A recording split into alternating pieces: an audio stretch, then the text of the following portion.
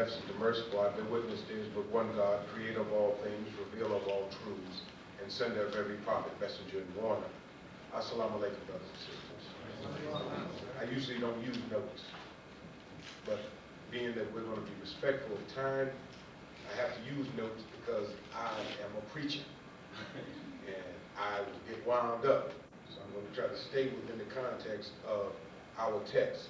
First of all, let me thank Brother Michael Austin for putting this program together.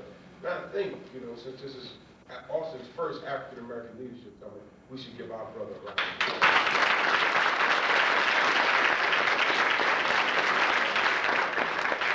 Our subject, of course, is a focus on the importance of voting and unifying the community to bring about change. I think that perhaps it wasn't your fault, but as I read that subject, I thought that the first thing we should do really is unify our community before we even talk about voting. Because what happens is, beloved, is that we should really understand why we vote in the first place. And then we should understand why we're not voting. But let me go to something very quickly before I get really off into that. The root of our problem in disunity is a lack of trust. We don't trust one another. We don't trust one another because we don't really love one another. And the reason why we don't love one another is because we don't know one another. Now, brothers and sisters, the Honorable Louis Farrakhan teaches us that you cannot truly love somebody without knowledge. I want to say that again.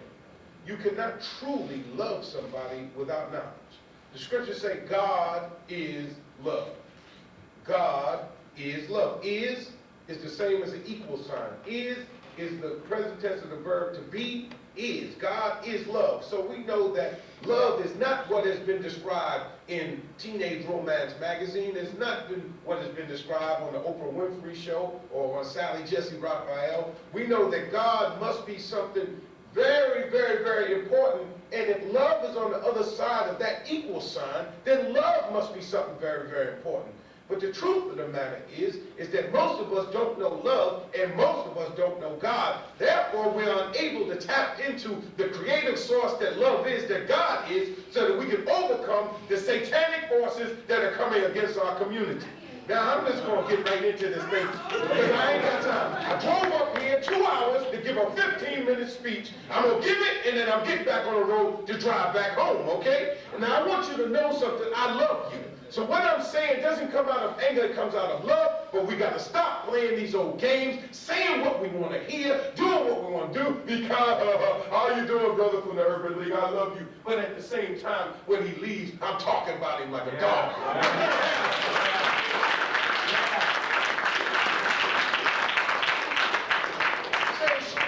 The Urban League, the NAACP, the Black United Front, the Black Church, all of them have served a great purpose for our people.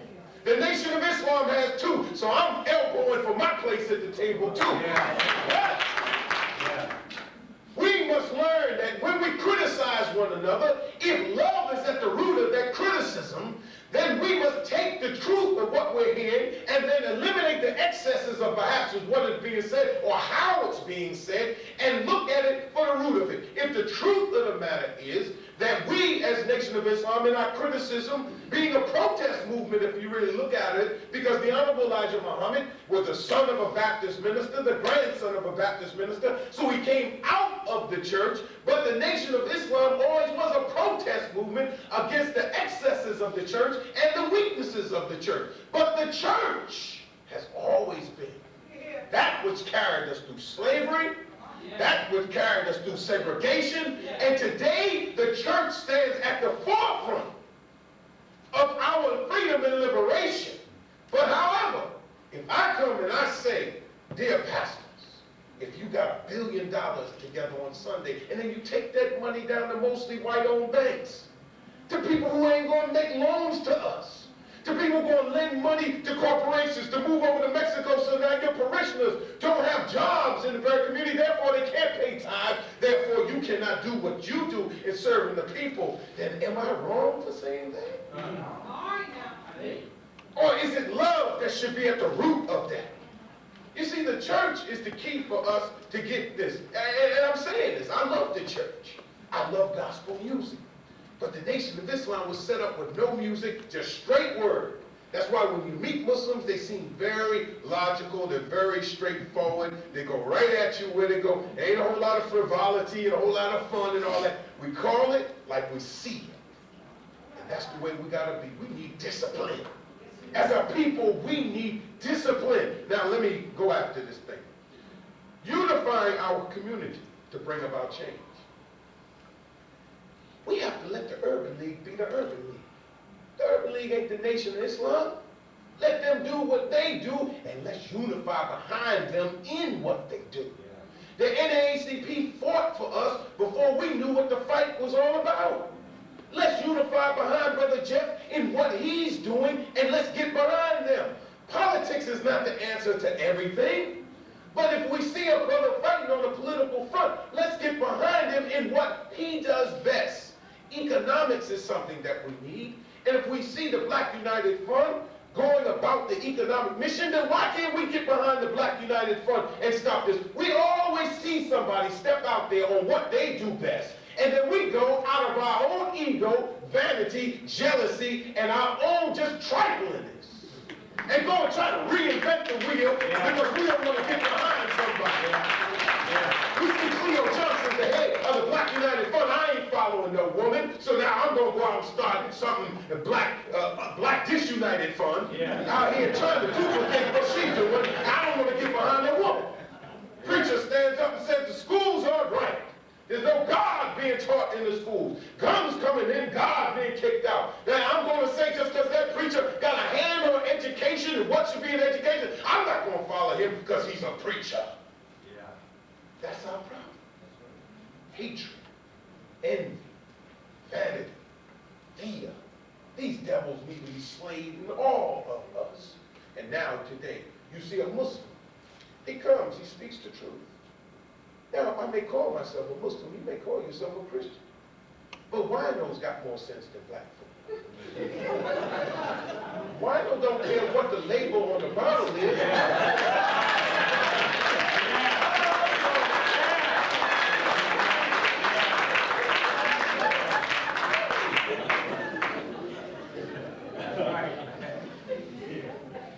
Unifying our community to bring about a change, I ask you, what kind of change? Is it going to be a reactive change, or are we going to keep reacting, or are we going to be proactive?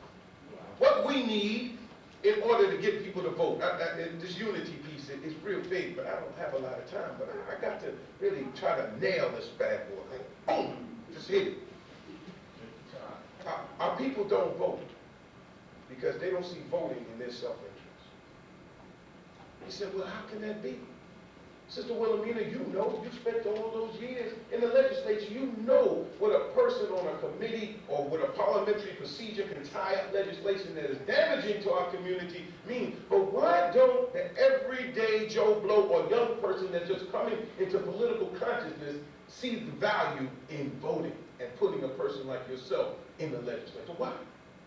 Because people do not see themselves in the policies that are being put forth by many of our black legislators. And this is what I want to say. In Chicago, the reason why the Daily Machine was so powerful and kept getting reelected is because down to the very grassroots level, they had block captains that reported to precinct captains, that reported to basic district captains, and they would say this. On that block, they said, what do you want? You the block captain, sister. I said, what do you want as block captain? Says, I want street lights, or I want my street fixed. Then the precinct captain would get together all the block captains and say, okay, what you want? Oh, she wants a street fix. He wants more policemen. He wants lights. Oh, he wants more economic development. Oh, he wants this. And then they would take all of those issues together as the precinct captain, they take it up to another higher level, and they would lay those issues on the table. If you want to carry the South Side, Mayor Daly, if you want to carry this ward or that ward, this is what they want. Yeah. And he said, okay. They vote them in, and they make sure that they got what they wanted, and that's how the Daily Machine kept rolling till the man died. Yeah. But when we put people in office, you and I do not make demands on them. Yeah. How dare you and I get angry with Wilhelmina Delco see if it's being, I didn't ask her to do that. That's your problem. We never asked our politicians to do anything. Yeah. We vote for them because they got a black face, but we never make demands.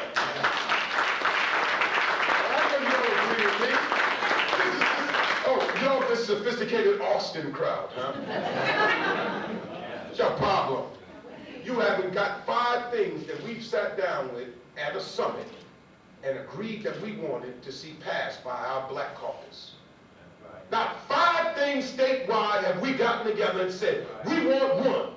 We want a change in the criminal justice bill. We want X, Y, and Z. 2, we want to, no, we never send them there. So when you send them there without an agenda, they either got to fly by the seat of their pants, or they then get caught up by these lobbyists who knock on their door every day with dollars and perks in their hands.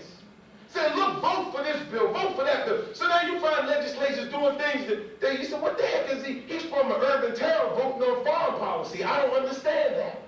Why is he doing that? It's because somebody on the agricultural side came to them and lobbied them. But what do you and I ask of our legislators? And then you get mad at them and say, they ain't did nothing. What, they did exactly what you asked them to do? Nothing. But if you gave them 5 demands, say, by the time you come out of this session, I want these 5 bills passed. Why? Because the civil servants do it. The teachers got a union, they got a lobbyist, they do it. The gays do it, they got a lobby. The firefighters, the policemen, everybody's got a lobby coming up here and doing it. The prison builders, the people in construction, they come in and they're lobbying the legislature to make sure they put as much money as they can in the Texas Department of Highways. Billions of dollars being spent on roads, and you and I aren't getting nothing. We get run over. Why must we unify? We must unify because we've never tried unity.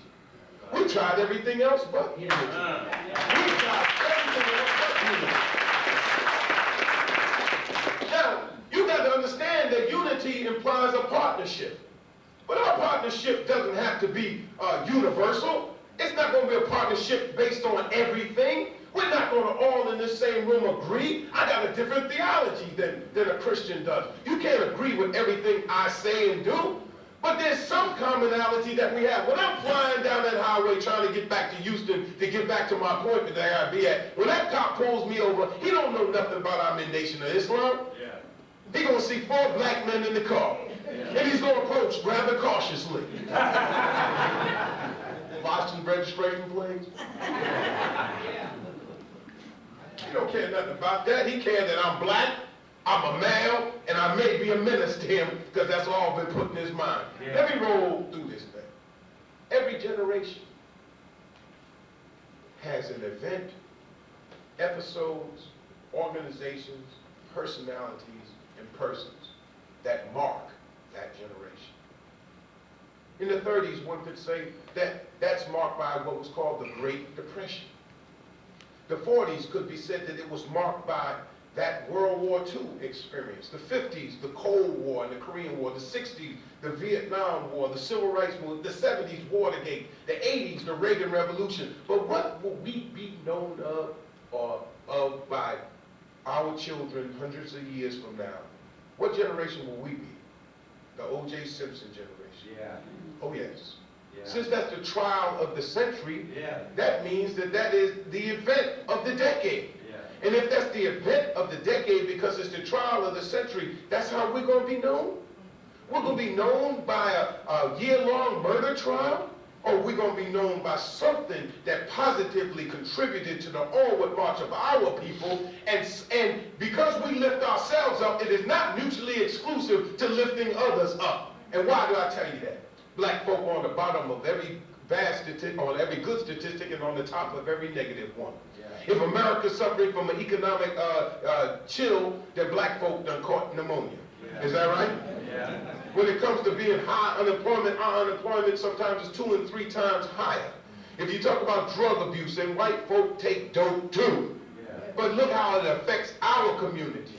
When you talk about the drug trafficking in the inner city or in any part of the city, I visit the federal prisons all throughout the Southwest region, and I'm here to tell you that people are getting caught smuggling tons of cocaine in this country and get 10 to 20 years, where you're finding brothers who have a coffee cup full of crack cocaine.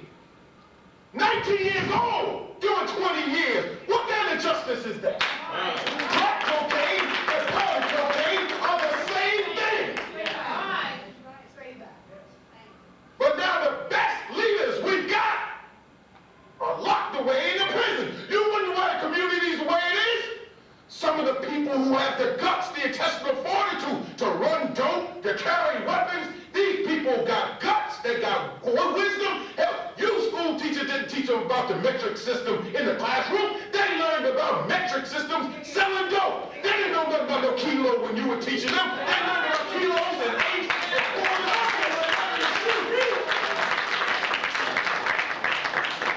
These are some of our strongest warriors. You think they're criminals, but get them behind bars, sit them down, and once they get that stern exterior off of them, see them melt. They're human beings. Yeah. They're your sons. Yeah. They're my brothers. They're somebody's father locked away, 19 years old. Meet a young boy, 25 years old, doing 2 life terms plus 50 years. Then you know why I'm the way I am. Now I'm telling you, we got a chance. Right. On October 16th, there's going to be a million-man march. Yeah. But that's only a million. There's some 40 million of us in this country, so only a million men are going. But what about the rest of us? How do we show unity and solidarity in a non-threatening, non-violent way?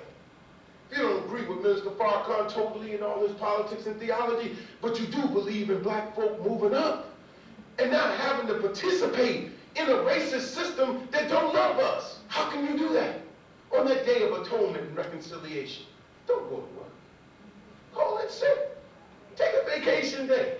In fact, if you don't want to take either, just tell them I'm taking a holy day.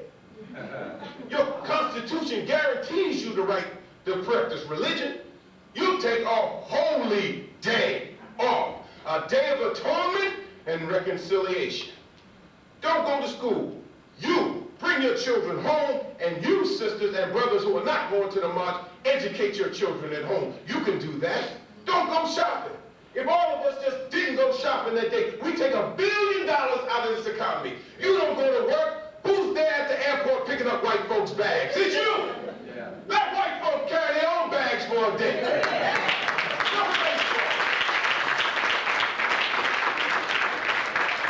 No baseball. No football. No basketball. Let white people shoot the ball. Yeah. Let them run the ball. Yeah. Let them hit the ball. And see what baseball would look like, football would look like, and basketball would look like. You don't sing the blues that day. Yeah. Yeah. Let them sing the blues. Yeah. I lost my Negro. And Lord, I don't know what to do. Let them sing the blues that day. But most of us suffer from what is called the Stockholm Syndrome as I go to my seat. And the Stockholm Syndrome is that we begin sympathizing with our kidnappers. Yeah. We will hold grudges against one another.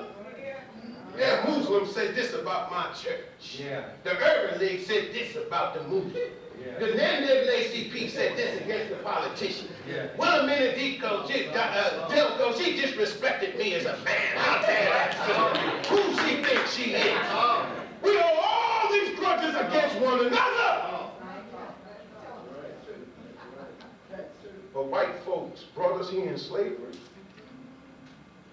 kept us in chattel slavery for 310 years. Not a day, not a week, not a month, not a year, but some of our foreparents' whole life.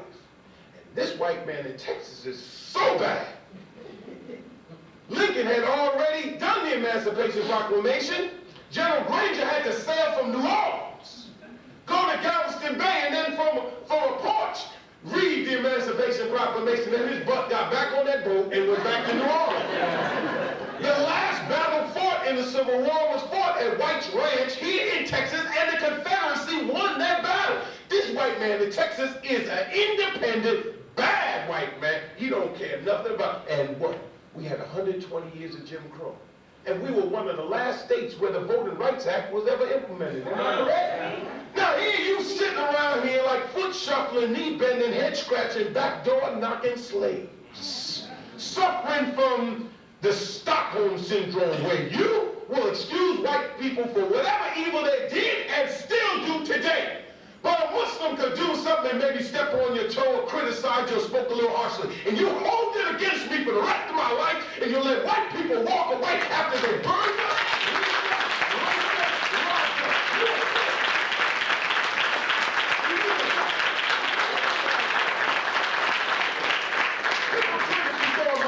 We need to love our enemies. If you consider me your enemy, why don't you love me? Forgive them that despitefully use you.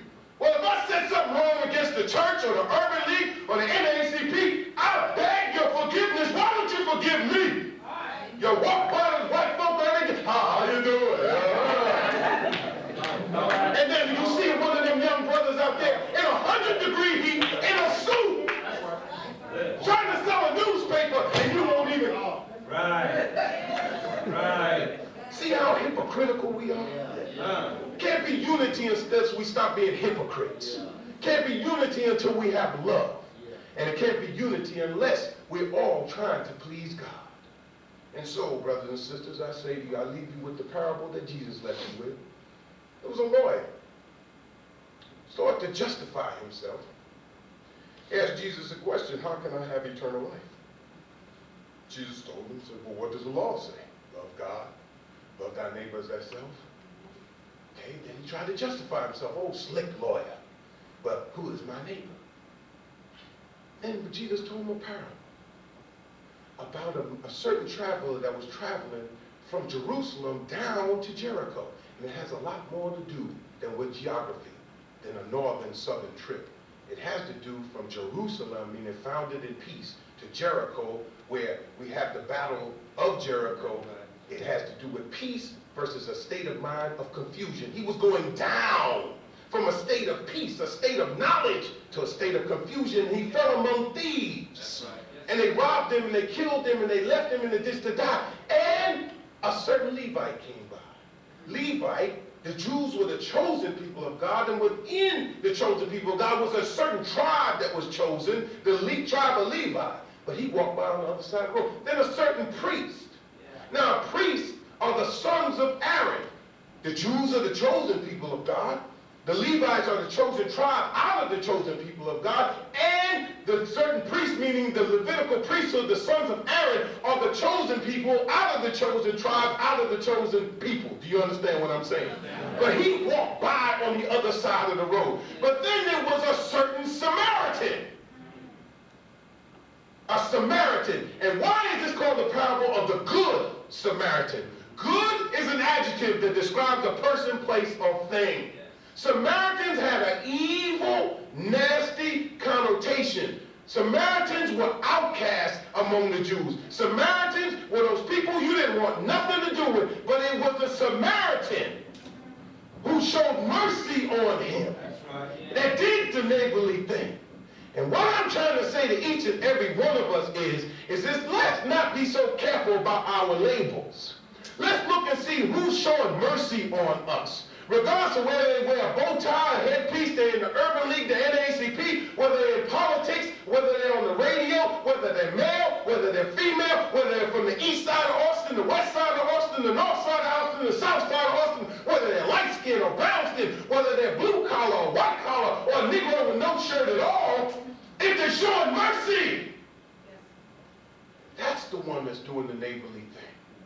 Jesus tried to break us down from our prejudice and bigotry as he was trying to teach them. We got some bigotry among ourselves. And until we overcome that bigotry, we will never make our mark on history as a people. The importance of voting is this: I am a registered voter. And each one of these young men and women that are in the Nation of Islam, we want to work on getting them deputized. We're going to register as many votes. When we go out to sell our newspaper, we're going to register voters. And not only we're going to register voters, we're going to show you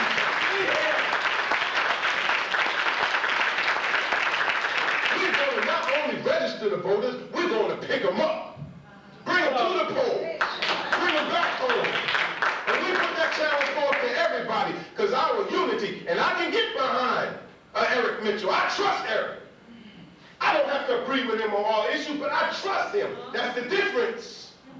And where I disagree with him, I'll take him in the house. I'll say, Eric, I think this issue is loony to him. I ain't with it. Yeah. Then we got to have some black on black love, and then there has to be coalition building. We can't, because we're quote unquote minority in this country, politically, we cannot go along without building coalitions with brown groups and some progressive white components of the community. We can't. That's true. Now, I'll leave that up to y'all. I'm going to work on the black on black unity myself. But I'll give you an example. Being a black man, living in North America for my 38 years, I would never pass a law or see anybody be discriminated against in food, clothing, shelter, education, and health care. Because we have for all these years we've been here. So now, I would never advocate a law that discriminated against homosexuals and lesbians in that regard. However, because I'm a Muslim and a man of God, that kind of behavior and that lifestyle I don't agree with. So the problem we have to work out is how do we make sure that no human being is discriminated against like we've been without endorsing a lifestyle we don't agree with. All right. See, that's a sign of a mature community. What's in our self-interest? What's in our best interest, for instance? We've always worked pretty well with the Jewish community. But recently, the Anti-Defamation League, which is a strong spokesman in the Jewish community, they actually wrote a friend of the court brief to the Supreme Court knocking out our congressional districts. They actually went along with the parties that were opposing our congressional district. And when the decision was made, they did a press release saying they hailed the decision knocking out our congressional districts. Now, we've had a coalition with Jewish groups, but now how do we reconcile that which they did? You better start. If Louis Farrakhan or Khalid Muhammad or Robert Muhammad said something that was anti-Semitic, the Jewish community would line all of you up and say repudiate it. But when they do something, not say something, when they do something, why do you not call them to account? That's right. Why aren't we calling our Jewish leadership to say, why did you vote against our congressional district? I don't understand that. You did something. But see, we cowards, because most of us get our money from other than our community. Say that. So we got to support our politicians. Yeah. We got to have barbecues, and that's where I'm going. I'm going home because I'm hosting at my home a political fundraiser for somebody that I want to see get in the office. See, I'm not just talking. We got to put money in people's pockets like that so that we can back them. And we got to free all our black organizations from any other contributions outside of our own community so they can fight on our behalf. And brothers and sisters, when we do that, economically, politically, socially, putting God back where he belongs, in the center of our efforts, trying to please God. And I'm telling you, our community will come up, and white racism will go down because they're going to see a self-respecting community. One who's not begging them. We building the east side of Austin. We're not going to ask them for nothing. We're just going to tell them, get the hell out of our way. Get out my way, man. Get out my way. Let us build the community. Let us fix it up. Let us work on what Sister Wilhelmina was talking about, that village.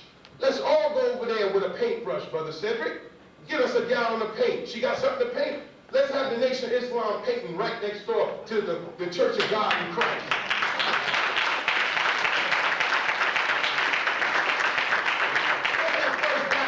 The grass. Yeah. Huh?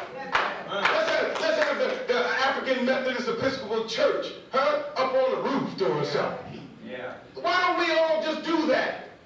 If we would, then white folks say, you know, the Negroes, they sure come a long way. And what Brother Cedric said to you, he wasn't tooting my horn. But one thing about me, I don't bite my tongue for nobody. White, black, governor, president, I don't care who it is. I've been to some real important meetings. I'm not bragging. But I've sat down with the president's cabinet members. I had to get Secret Service clearance to sit down. You said, you that Muslim? You? I've been places you would be surprised. You know why? Because they know with Robert Muhammad what they got.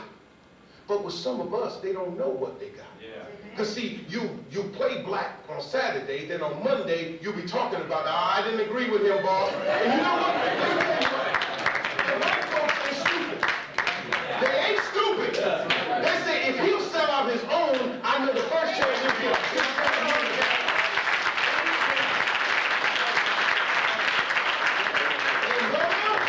You're Michael Jordan, Mike Tyson, or Michael Jackson.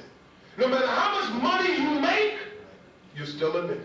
Yeah. And you may not like my language, the harshness of my tone, how brash I am, but I'm trying to shake you and wake you and make you understand how much I love you. I would die for you. But the first thing we got to do is learn to live for one another. I will fight anybody, anywhere about our community. And I love all of humanity if they're submitting to God. But I'm not going to just accept a white man just because he's white. He got to be doing some submitting to God, and then I can call him a brother or sister in the faith.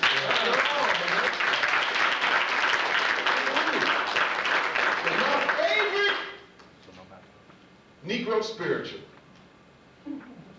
is called Shout All Over God's Head. Yeah. I got a crown. You got it. You got a crown. All of God's children got a crown.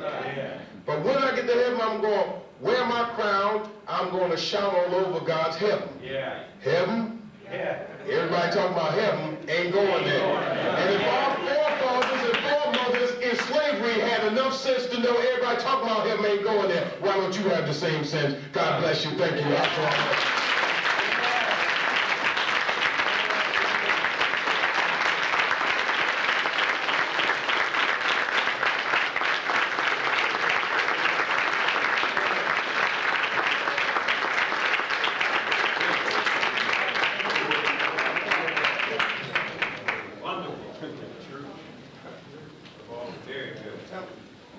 We want to thank Minister Robert.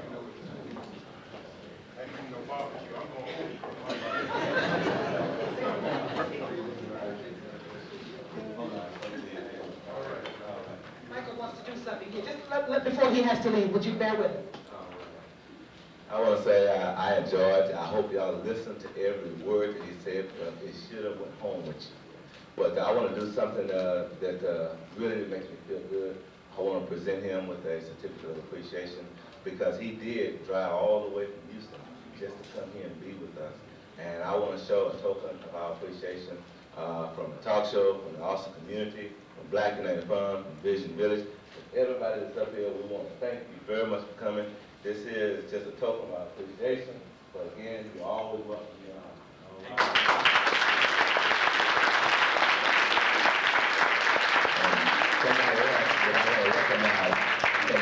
Because he was very instrumental in seeing that Mr. Muhammad came down, and that's Brother Cedric X. Brother Cedric X, would you come up a minute?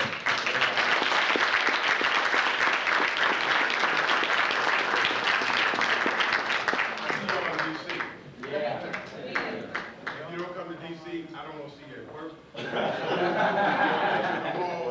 Stay home. And I'd like you to join me in welcoming another fellow traveler, Cleo Glenn Johnson with the Black United Fund.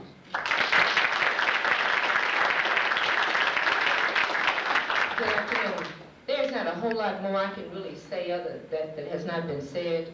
And realizing that between God, the Bible, Dr. Anderson's book, and the Black United Fund, you have no other choices. And when you recognize that you have some things going for you, how many of you heard of Black United Fund? Well, thank you. You passed the test. Because I expected you all to sit there, primarily because most folk would, even though you have folders in your hands that say Black United Fund. We tend to think if it's not in our past information package, then nothing today is relevant. But the Black United Fund of Texas has been operating in these parts for the last 8.5 years. We worked to get legislation started back in 1987 with the Legislative Black Caucus, trying to get a vehicle to empower working black people to recognize that they have a responsibility first to themselves, to give to themselves, and Black United Fund offered that mechanism. The Black United Fund movement is the only funding agency that you have in your community, period. There is nothing else that incubate and distribute your dollars other than the Black United Fund. Now, mind you, all of you have given heavily to other efforts. You all have created opportunities for other people. You take very good care of other people, either through your tax dollars, because you do not do payroll deduction and get a return on your dollar and give to nonprofits other than the church. Any ministers in the place, no offense, but the bottom line to it, you have to spread the dollars around, because we cannot isolate our efforts in each of our churches, because we have people out there that are not being reached through those particular efforts. And so when we start to spread the word and spread our dollars, we do in fact, we do have to find a way in which we can spread our dollars in order to maximize them to make change. How many of you been blessed though? Then since you believe that, that means on Monday morning when most of you go back into the workplace, you then need to ask, if Black United Fund of Texas is not in your workplace, then all that has been said today ought to become a reality force for you. This is the first order of action that you need to take. You either need to contribute if we're there. If we're not there, you need to find us. If you can't find us, you need to ask for us. And if you can't get us, then you need to look for another job. And that's not difficult to do, because there are a lot of them out there. And some of you are saying, well, you're saying something that sounds ridiculous. But if a job cannot help you support where you're going, then what do you need to be there for? A well-paid slave or an underpaid slave? Either way you go, you are doing something that someone else would like you to do that does not fit you. You know, success must look like you. But if success is being dictated by someone else, then you're really unsuccessful. And so I'm not going to give you a big speech about all of those good things that Black United Fund have been about. You should have literature by now. You have basically heard everything about Black United Fund. Dr. Anderson talked about economic empowerment. He talked about supporting yourself, working for yourself, creating for yourself. I'm simply a vehicle by which you can do that and feel it, touch it, smell it, taste it immediately. And if you can't realize that, then all of us are wasting our time, and then we can go on back and get on the plantation, start arguing about all these other things that make us feel good, and because realistically, we give up too much time to white folk anyway. You give a lot of free space of your brain time and your energy entertaining what they're doing and what they have, when we in fact are the people with the funds that we dispose of. You see, we spend more than a national average. So I'm asking you on Monday morning, and no later than Monday morning. See, I should have raised more than $3,000 among state employees with Black United Fund actually championing that particular cause. We champion that effort so that those organizations that's in the state, among state employees right now, have it. We raised $3,000 in Austin. We didn't raise but $15,000 across the state. United Way did not want the campaign to happen. They did not want to have equal access for all people, and people continue to support them. You have a great number of you in the workplace. This is something that nobody has to know, is where you're giving your money. But if you choose to hide it, that's fine. But I'd rather us not be your best kept secret. I'd like for us to be shared. So you need to tell your friends, you need to tell your family members, that they need to start contributing to the Black United Fund of Texas in order for your community to become more self-sufficient. Not somebody else's job to do it if you don't choose to do it. And so the conditions that you see East Austin in, Eric Mitchell can't do anything about it until you start to fund opportunities to make it happen. Otherwise, yes, those are your tax dollars, but you don't have enough representation, nor are you voting in numbers in order to protect that. So you have to have another incubator for that. And with money, and with organized efforts, we can make some changes. Thank you.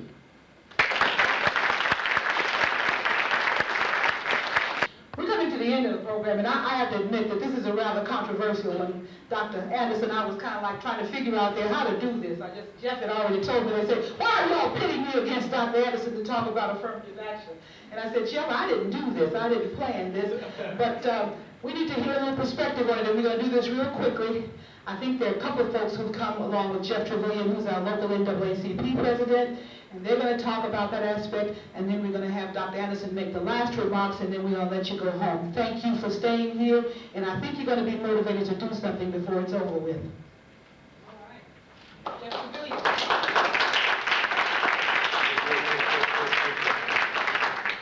Now, last time I complained because they put me after preachers.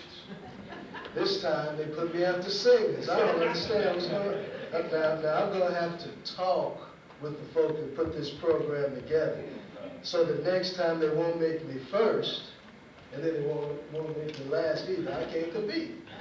But what I'm going to do is something that many of you that know me and have known me for a long time have never seen me do, and that's be brief. Okay? Now, I think that we've heard a lot today. We've got a lot of food for thought. I'm sure that over at Folktales, they're having a fit right now because we're an hour and a half late in getting Dr. Anderson over there. So what I'm going to say is we normally look at affirmative action from a classic perspective as a body of legislation that was designed to address the historical inadequacies and inequities within the African American and minority communities. And I'm here today to challenge you to look at it a different way, to look at it as an opportunity to work together, an opportunity to see 100 churches rather than having one scholarship banquet apiece, to maybe sit down and have one scholarship banquet and get to all of the kids that we need to address. To get our organizations, our 50 organizations that have the same mission and the same intentions, to begin to work together and identify the 100 children that need to go to school rather than each given the same 5 children scholarships to school. We've got to be creative, and we've got to do what's right within our own communities. We have to recognize, once again, that only we are going to save us. And I think Joseph Lowry said it best. He says, you know, we fought and struggled so hard to get into the mainstream that once we thought we were there, we can't find our way back home. And we've got to find our way back to what made us successful. And that is making sure that our neighbors are taken care of, making sure that our relatives are taken care of, working in the place that is the common denominator for us all, which is our churches and our families. And if we work together, if we make a point to buy something from somebody black every day, if we make a point of looking within our church. I heard something that was criminal the other day. I went to a Big Brothers, Big Sisters party and found out that there was a little fella in my church that has been on the waiting list for 2 years for a Big Brother. We have to organize within our churches and make sure that doesn't ever happen. We have to make sure that we do business with those people that look like us and support us and make our communities develop and grow. Those people that will provide the jobs for our children that other folks are taking away. So if we look at affirmative action from a different perspective, how we can help each other and build our communities, I think that we can move forward, grow, develop, and conquer. So I'm going to leave you with that today. I know some folks are going to be shocked.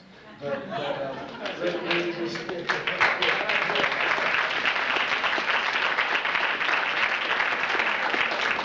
The only other one thing I want to tell you is we've got a program called the Afro-Academic Cultural, Technological, and Scientific Olympics, and it's designed for kids 9th through 12th grade to get scholarships in one of 24 areas. We have a very able director, and she's Carolyn Stallings. Carolyn, would you stand up and let everybody know who you are? This is a wonderful program that the NAACP puts together. We see 4,000 to 5,000 of the most talented students that you will ever see anywhere working together and building something good. Only when we control the training mechanisms for our own children and give them the value system that made us successful will we continue to be successful as a people. Please help her be successful because she's capable but we need you, each and every one of them. Thank you for coming out.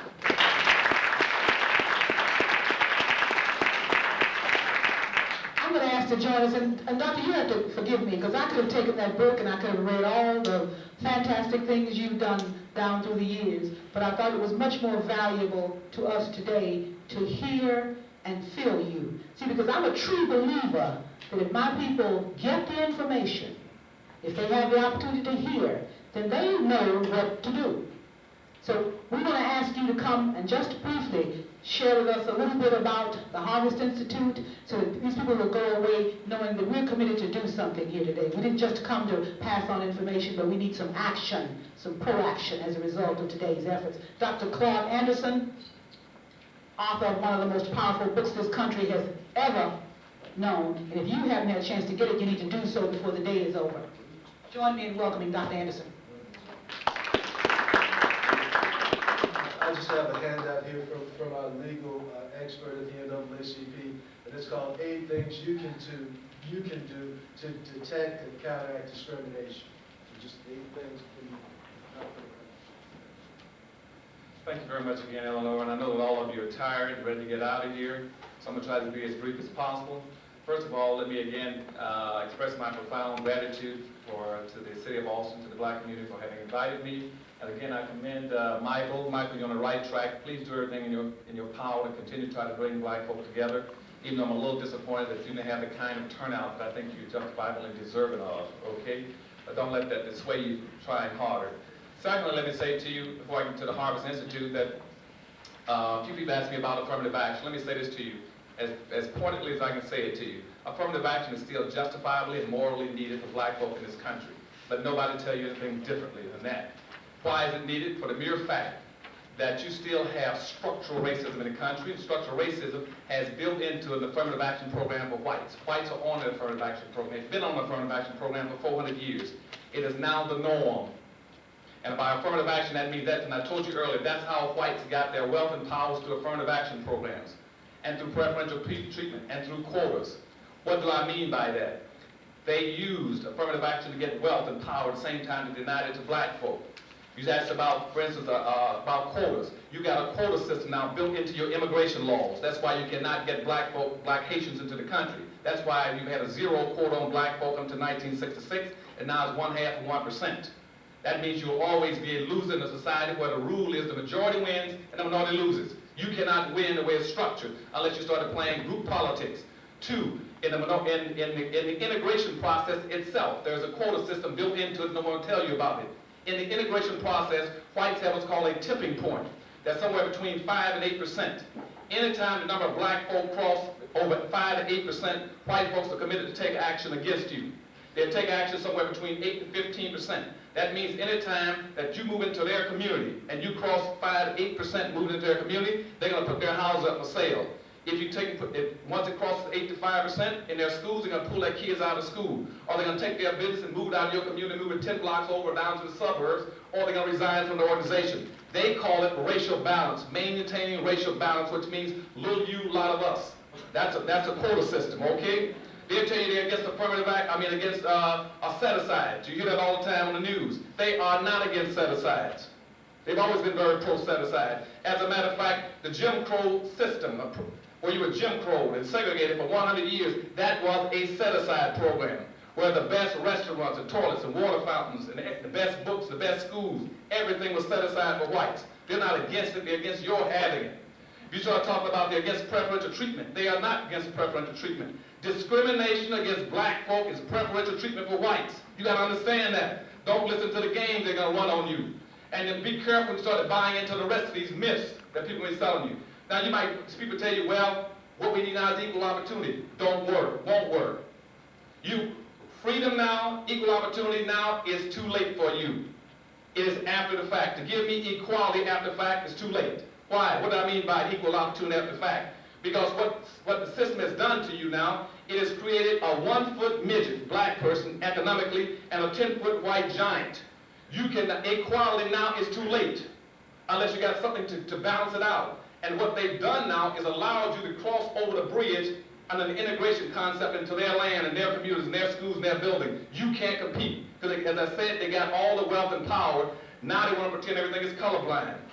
And see, what's going to happen is they're knocking your brains out and you can't figure out why you're losing. Don't give me equality once I'm already crippled and handicapped. And that's what's going to happen in Africa, in South Africa. South Africa, blacks are going to find the same thing. That they found that before apartheid fell, the whites controlled all the gold, all the silver, all the chrome, the magnesium, the bauxite, the land, the business, all the animals, the stock, and everything else. Now they'll tell black South Africans, you're free. You got freedom and equality. Free to do what? See, what they're doing now is called playing abracadabra politics with you. Which, you want freedom? Abracadabra, you got it. You want racial equality? Abracadabra, you got it. You want cultural diversity? Abracadabra, you got it. They give you the rhetoric and the concept without giving you the tools to compete. You cannot compete if you don't have the tools in our society. Don't let anyone tell you anything differently. And I don't care whether it comes out of a black mouth or a white mouth. We as a people have been handicapped and crippled by 400 years of slavery, by segregation, by denied neglect. We've been hurt emotionally, socially, politically, educationally, and financially. And for whites and blacks conservatives keep telling you, well, you catch up by running faster and jumping higher. Why should my people run fast and jump higher to catch up when you still got everything? And so you need affirmative action. You need something. Now, the problem is that white people now have absolutely no incentive and no interest to do anything for you because they don't need you anymore. But we're going to make it anyhow as a black race. We're going to play games. We're going to learn how to compete in spite of the fact they owe us. And what I'm telling blacks across the country, we're going to continue to send you the bill, whether you pay us or not. You owe us. Because right now, they talk about affirmative action. The entire military budget, that's the only thing they're protecting in Washington, D.C. is affirmative action for white corporations and for whites in the South. They built all those military bases in southern white communities so they can start businesses, control their employment, and have jobs and opportunities. And the major contractors providing those military weapons and systems and airplanes and materials, those are major contracts for major white corporations to make wealth off of. Right now, we got all kind of farming subsidies, grazing subsidies, honey subsidies, tobacco subsidies, cotton subsidies, and so on and so forth, where they get so much money for doing nothing. And under Ronald Reagan, where the average ones pick up $600,000 a year in the farming system. There are systems, there are factors built into the system to continue to reward them and advantage them. But they are in a state of denial. And you got a lot of blacks in the state of denial. White folks now are denying that they have been advantaged by what they've done for us all these years. They've been advantaged in living in a preferential and a privileged and an advantaged position in the society based on skin color. They're going to tell you that there's no advantage to being white-skinned in America. They want you to believe that. So they spread this whole myth called a colorblind society. And the only thing a colorblind society is a concept that came out of the Heritage Foundation out of Washington, D.C., which says that we can maintain the status quo in black folk, keep everything just as it is, by pretending to give them abracadabra racism. Abracadabra, there's no more discrimination. We're now in a colorblind society. You better ask, well, who's still knocking black folks' brains out? Because you're still dealing with a system that's still stacked against you. And that's the issue. And what they've done, they've taken the language of the civil rights movement and they paralleled and gave you the same rhetoric, used the same concepts, and they use it against you. That's why all the suits coming out now going that say the white man is charged with reverse discrimination. Because what is he using? He's using the 14th Amendment. The 14th Amendment that was given to us, and we never got a chance to use it. We have only used the 14th Amendment twice. Tried to use it twice and only got it approved one time in 100 years. Everybody's used it but us. Now, I told you again that between 1892 and 1882 and 1892, they lynched 2,800 black people as an example.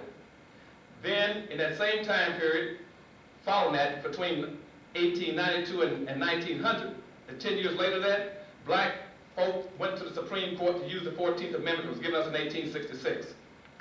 316 cases were filed in Washington on the Supreme Court trying to help use that 14th Amendment. 19 were blacks, the rest were white corporations. Every white corporation won. The 19 blacks lost using the 14th Amendment. Even Asians used it in the Wiccan yoke decisions in the 1900s, 1920s. We never got the chance to use the 14th Amendment until 1954. That was put for us into the Constitution. And now the whites are using it, calling it reverse discrimination, and they're filing using the 14th Amendment against you.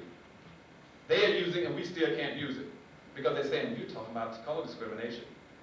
See, in other words, they know, the think tanks in Washington know that to correct something, you got to do just the opposite. If you go too far into the garage forward, you got to put it in reverse to bring it out. So the minute you try to bring the car back out in reverse, they say that's reverse discrimination. So let's leave everything just as it is. Yes, we admit that you're a 1-foot midget, we're 10-foot giants, but let's leave it like that, pretend everything is neutral and even now. And that's why Tony Brown was a friend of mine on Tony Brown's show. He said, Dr. Anderson, if things are that bad for black folk, why is it now, how do you explain Oprah Winfrey, and Bill Cosby, and Michael Jackson, and Michael Jordan? How do you explain they're doing so well? What does that mean to you? What it means to me is that white racism is not perfect. That's what it means. You see? And then when there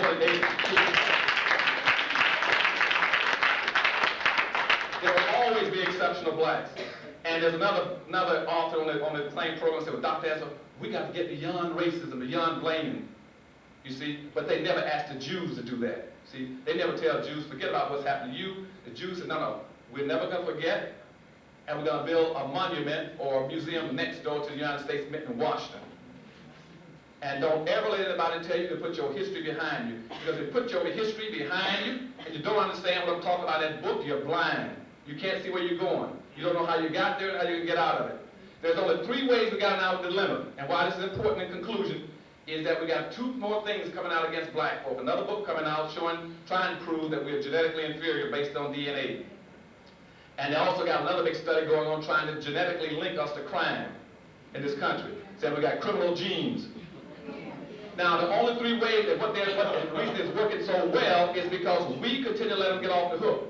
There's only 3 ways we could have gotten into our condition and our impediment in this country. Either we are here because God wished it, or we're here because genetic inferiority, or we're here because white folk have been socially engineering. Once you let them convince you to put the last one behind you, that they've been socially engineering it, you're only stuck with the other 2. Then it got you nailed to the wall. And that's what's going to come out in Washington about the next couple of months, these other 2 studies. That's why this Indian fellow just brought this book saying blacks are genetically inferior too. And what we got to start doing now is pulling ourselves together and start countering on this rhetoric, and that's what the Harvard Institute is about. It's that we're going to try to develop a network, an intellectual infrastructure in this country to start playing games with them too. We're going to start manipulating signs and symbols and slogans. We're going to play the same games they play. I am totally convinced that I can identify enough black brain power in this country to play the same games they play. The only problem I got to get money from black folk. You see, white folks will give us any money. Now, the Congressional Black Caucus and the members on our board said, Doc, go get some money from whites. I said, they're not going to give us any money because I'm trying to bring black folk up to what they've always been against. They've always said black folks should never be competitive. And so I sent the letters out to 2 corporations initially, just to see what they would say. 2 of the major ones, and I'll give you names in a few minutes. 2 of them called me back and said, Dr. Anderson, we'll give you a $250,000 annual gift per company if you make 1 change in your program for the Harvard Institute. And I asked both of them what was the change, and both of them said the same thing. Take the focus off of black folk and put it on women and minorities, and you get the money. And I said, first of all, I'm offended that you say that, because I know you're giving money to Indians, Asians, and Hispanics, and the women. Why won't you give money to black folk to help make them competitive? And they said, first of all, because it makes us feel guilty, and secondly, because nobody can get it through the corporation approval, because nobody basically likes blacks. I also sent a letter to IBM. They sent a letter to IBM and asked IBM to give us 5 to 10 old computers. We say, we know you're destroying over 500,000 old computers a year. Would you, before you destroy them, crush them, would you give us 5 to 10 to do our networking across the country with black Americans, help pull them up? IBM sent a letter back after 2 weeks after a lot of deliberation. a lot of thought and meetings, we finally have to tell you that we cannot do that. We cannot give you 5 to 10 computers because your goals do not match with ours. And I told Gary Bird in New York, his show, and Sharon McGee in St. Louis, and her major show, I'm going to badmouth them all over the country. See, nobody has a reason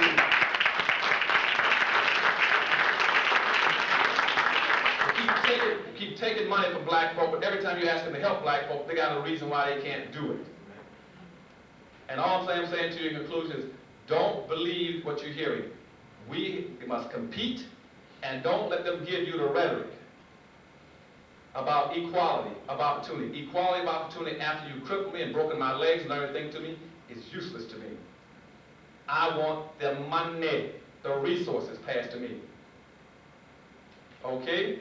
And that's what the Harvest Institute is going to try to do for you. And please try to support us and pick up a brochure. We need you, and we're fighting all over this country for you. And we got most of the blacks in this country that are in the intellectual infrastructure or in the Congress all support us. A lot of the entertainers, you know, and athletes like Reggie Knight with the San Francisco, or Ozzie Davis, Danny Glover. We got a lot of blacks who are supportive of us around the country. I'm not Danny, I'm saying Ivan Dixon. We got people like Lydell Mitchell and Franco Harris, athletes. So we got a lot of supporters. But right now we're just having a problem raising monies because we have to depend on blacks to do it. And we held our first press conference. One person, we had ABC there, NBC, and BET, and most of the major newspapers. They said, Dr. Anderson, the word is out that you all got this institute. The conservatives said you all should have had this kind of institute 100 years ago as a black race, but who's going to support you? The Los Angeles Times reporter, white female, asked me that 3 times on the air on television. Who is going to support you when black folk do not have a habit of supporting black organizations? And particularly this kind of organization that's not a feel-good organization. That's an organization that's trying to get them the tools to be able to fight and survive and prosper in society. And I said, I jammed the figures a little bit and said, well, it's easy to tell you who's not going to support us. That's because I have not run into one black in the United States that did not agree 100% with the book or with the institute. So that let us off the hook. But we need your support. Pick up the brochures, send some money to us. We can't depend on anyone else. If you all don't do it, we're through. We have to hang it up and walk away, and I'll go fishing. I do love you.